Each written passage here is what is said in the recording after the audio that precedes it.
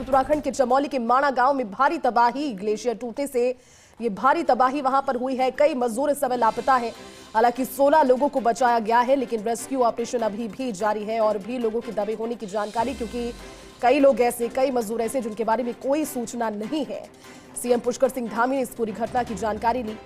तस्वीरें आप देख रहे हैं, देहरादून की तस्वीरें, जहां ग्लेशियर टूटने के बाद ये तबाही का मंजर सामने आया।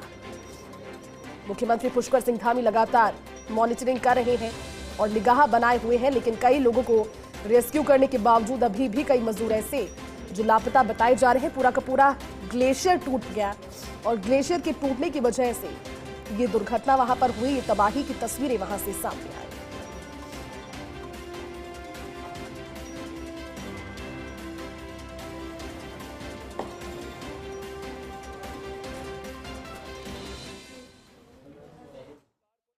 जो अभी सूचना है 57 लोग थे। 57 लोगों में से 10 लोगों को निकाल लिया गया है।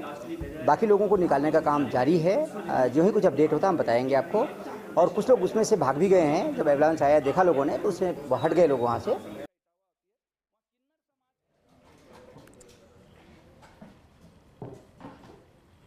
तो देखिए, उत्तराखंड के चमोली में ग्लेशियर के फटने के बाद गृहमंत्री अमित शाह ने भी वहां के सीएम पुष्कर सिंह धामी से बात की और डीजी आईटीबीपी और डीजी एनडीआरएफ से भी उनकी बात रही।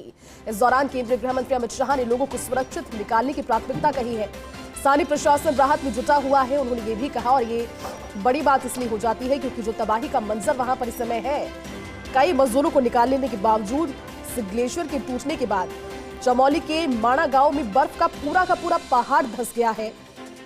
अब तक 16 मजदूरों को रेस्क्यू किया गया है, लेकिन 40 से ज्यादा मजदूर अभी भी इस बर्फ के पहाड़ में कहीं ना कहीं दबे हुए बताए जा रहे हैं।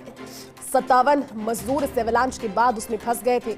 16 को रेस्क्यू किया गया। कई मजदूर फंसे हुए हैं। जानकारी है कि जब ये हुई दुर्घटना, जब ये आपदा आई, तो वहां पर कई लोग उस समय, कई मजदूर काम कर रहे थे एवलांच के समय। हमारे साथ में सहयोगी विनोद इस समय जुड़े हुए हैं।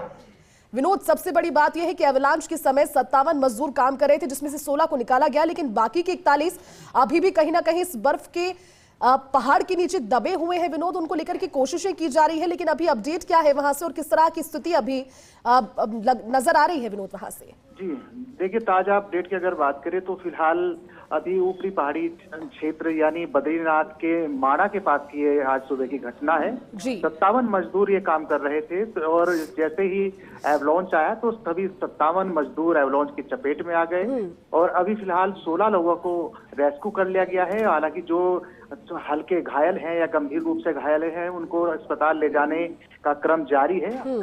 आर्मी हो, आईटीबीपी हो, एसडीआरएफ हो, एनडीआरएफ हो, तमाम जितनी भी प्रशासनिक टीम है वो मौके पर पहुंच चुकी है। और फिलहाल अभी जितने लोग लापता हैं, यानी करीब 42 लोग अभी लापता बताए जा रहे हैं, जिनको खोजबीन करना बहुत ही एक बड़ा टास्क सेना के सामने, आईटीबीपी के सामने यहाँ देखने को मिल रहा है, क्योंकि लगातार बर्फबारी का जो सिलसिला है वो चल रहा है। और ऐसे में पहली सेना की टुकड़ी एक मौके पर पहुंच चुकी है। हालांकि कई लोगों को उन्होंने रेस्क्यू किया है और अन्य जितने 42 लोग लापता हैं उनको खोजबीन करने का काम जारी है।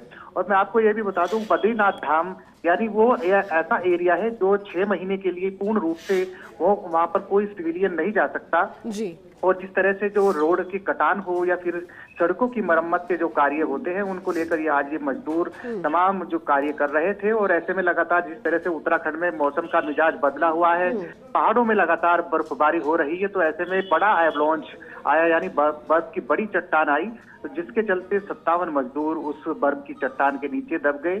16 लोगों को अब तक सकुशल बचा लिया गया है, लेकिन जो 42 लोग हैं वो अभी फिलहाल लापता है। सेना, आईटीबीपी, एनडीआरएफ और एसडीआरएफ के साथ साथ जो स्थानीय पुलिस बल है वो मौके पर पहुंचने की कोशिश कर रहा है। हालांकि सेना की एक टुकड़ी मौके पर पहुंचकर जो लापता लोग हैं उनको निकालने का काम कर रहे हैं, लेकिन बहुत बड़ी दिक्कत सेना के सामने आ रही है, क्योंकि लगातार बर्फबारी का सिलसिला है वो वहां पर अभी भी जारी है। और करीब कई फीट ऐसी बर्फ है जहां सेना के जो जवान हैं लापता लोगों को खोजबीन करने में जुटे हुए हैं, लेकिन दिक्कतें रेस्क्यू करने में बहुत बड़ी सामने आ रही है। लेकिन ये दुखद हादसा आज की सुबह का है। मुख्यमंत्री पुष्कर सिंह धामी भी आज आपदा प्रबंधन केंद्र पहुंचकर तमाम पल पल की मॉनिटरिंग कर रहे हैं कि आखिरकार कितने लोगों को बचाया गया है, कितने लोग लापता है।